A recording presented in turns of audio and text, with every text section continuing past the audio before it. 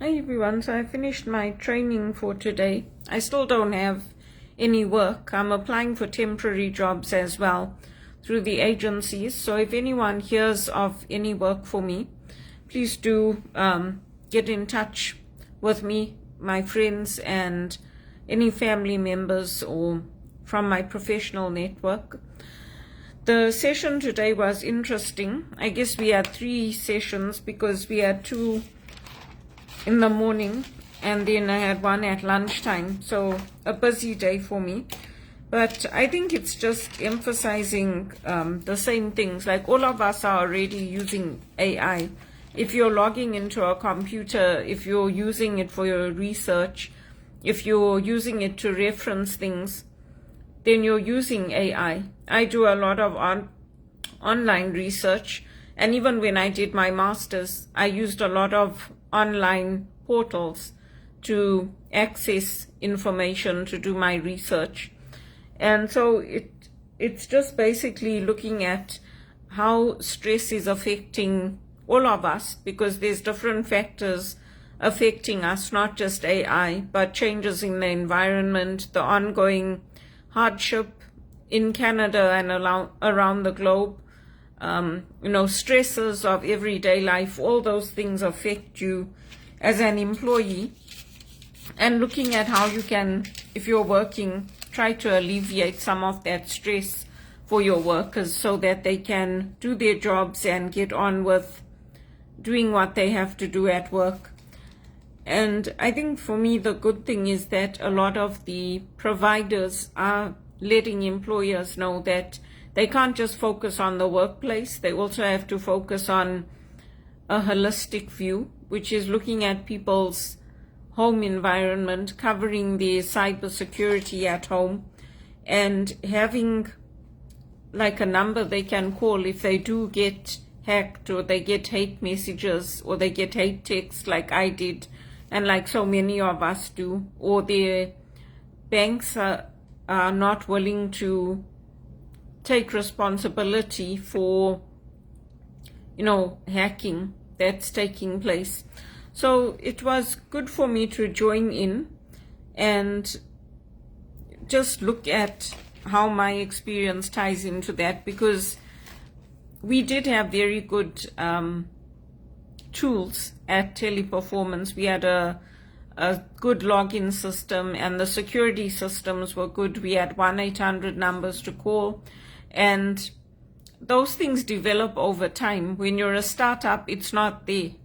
So for example, one time I was going to work, I was starting my 1 a.m. shift, and when I got to the station at Young and Eglinton, one of my managers was there talking to an officer, and I said to him, "Are you okay? What happened?" So he said, "No, I got attacked. Somebody stole my wallet."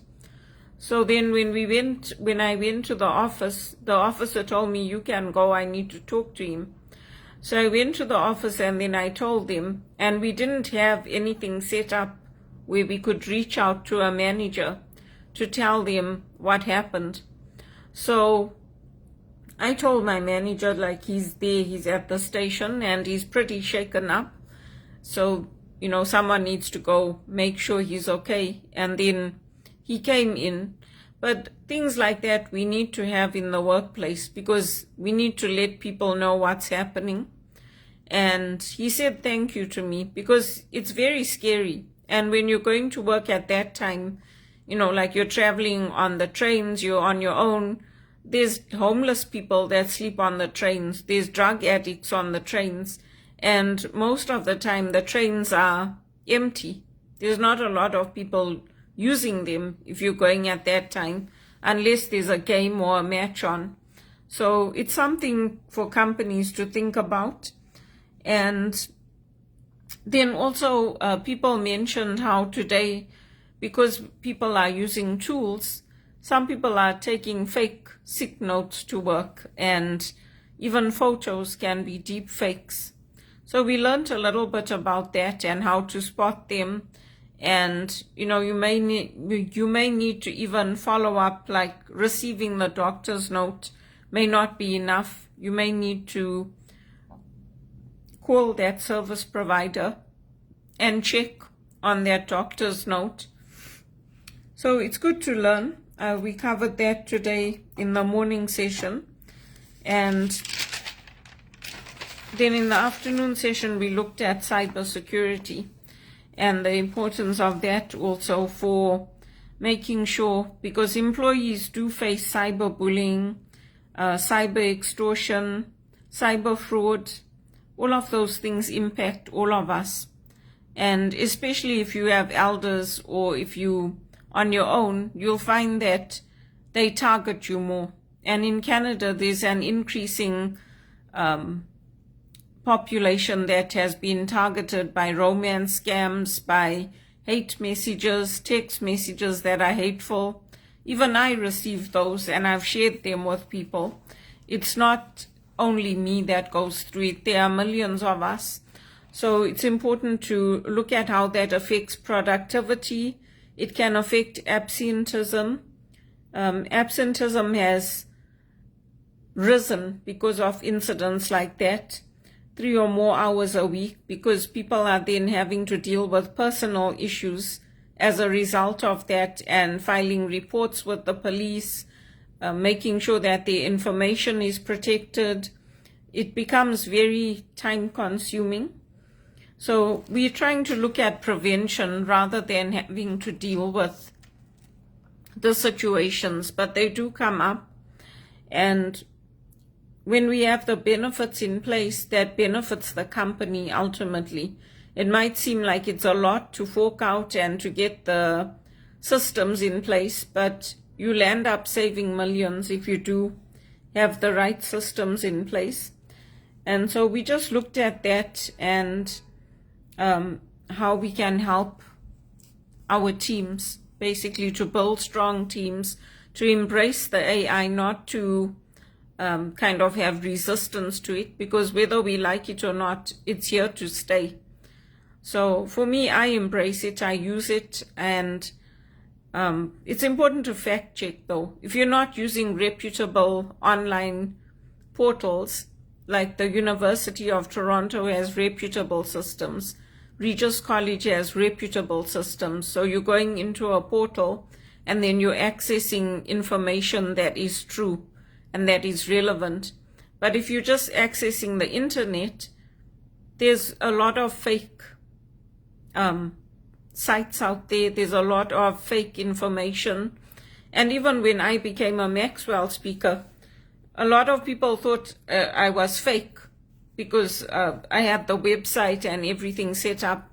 I don't have it now. When you get your license, they give it to you for a year. And then after that, you have to pay for it. And the same with Primerica. Some people thought that it was a scam, but it's not. It's a multi-billion-dollar company that started in America, and we sold insurance products. So even for that, I had to get a license. So nothing that we do in Canada is easy or simple. It's very complicated. And it makes it even more complicated if the company is here, but headquarters are in America or headquarters are in Switzerland, because then you're dealing with a whole different set of laws. And then if you have human rights complaints or they're not treating workers properly, what happens is what happened to me. Because the managers will tell you you have to file a human rights complaint, and then when you file it, the Americans will say that, oh no, the headquarters is in America or the Human Rights Commission, so they can't do anything. The only thing they can do is keep a record of it and apologize to you that this happened. But that doesn't help me, because it doesn't give me any compensation. It doesn't help me to rebuild my life. It doesn't help me to get another job in healthcare or banking. And the things that have happened to me are not unique to me. When I was at Regis College, the sisters were telling us about how the pharmacies push Ritalin and how it affects children. Sometimes children don't have ADHD. They just have high energy. but they push the drugs, and then the children end up becoming dependent on those drugs. There was another talk I went to at Rotman, and the woman there was also saying how she was head of medicine at one of the hospitals, and they push the drugs and they push people taking them with the doctors. They put a lot of pressure on the doctors to make sure that they subscribe those medicines, and how her whole career got spoilt. So hearing about the stories is one thing, but when you go through it, it's completely different, and it's very, very hard. It's very hard, because even now with sitting at home for 18 months, I know that Teleperformance doesn't have work, but there's other companies, there's lots of agencies that have temporary positions open that I'm applying for. So I don't have to sit and wait for Teleperformance. If something else comes, then like many of my past colleagues do, I'm going to take it, because I don't have any income and I've got bills coming in and I need to, to get an income. So that concept of loyalty is loyalty, yes, but they don't expect you to just sit at home and wait for them to find you that next job. They know you've got bills to meet. They know you've got other things to do. So if you find something, they expect you to take it. You can't just sit at home and do nothing. And that's why I'm using this time to upgrade my skills, my knowledge, see when I go back into the workplace, hopefully it will be in a role better aligned to what I can offer workers and employers, and something more suitable.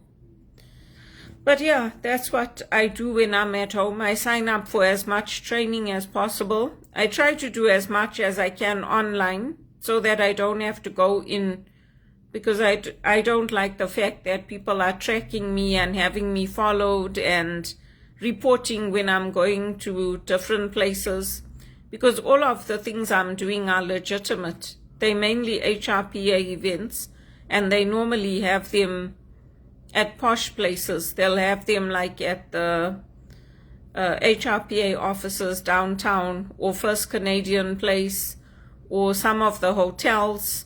There's hotels in Etobicoke where they have them. So I'm not doing anything illegitimate, and it's annoying and it's upsetting when they do it. And also for my groceries, I try not to go to the grocery stores because they also calling the police. I have no idea why. I'm just going to do my groceries and pay for what I need. So what I do is I try to limit it. I try to wait for at least a few days in between, and then make a list and get everything that I need and I can carry at once. And yeah, that's what I do. And even like those muffins I made, the Irish scones that I made, they last a long time. If you're only having one or two for your breakfast in the morning, and you can put a little bit of almond butter on and jam, then you're saving tons of money, because you're not going out to buy that. You go out and buy that, you'll be probably paying like $10 for one. So it's being creative and using your skills, and also helping others, because whoever watches my videos, they also take it and then they can learn from it and they can help their companies. So that's what I did for today. I have more training coming up, and I keep sending out that link because that's the only thing I can do. The government hasn't implemented any new supports for us. There's no basic income. There's the EI that was topped up. I didn't qualify for that. So it's very stressful. The sooner I can find work, the better for me. But in the meantime, I am sending out that link because people do help sometimes. And I've got my rent to pay. So if you do know anyone that can help, please pass on my name and let them know that I am a good worker, and that I am educated and professional, and I need some help financially.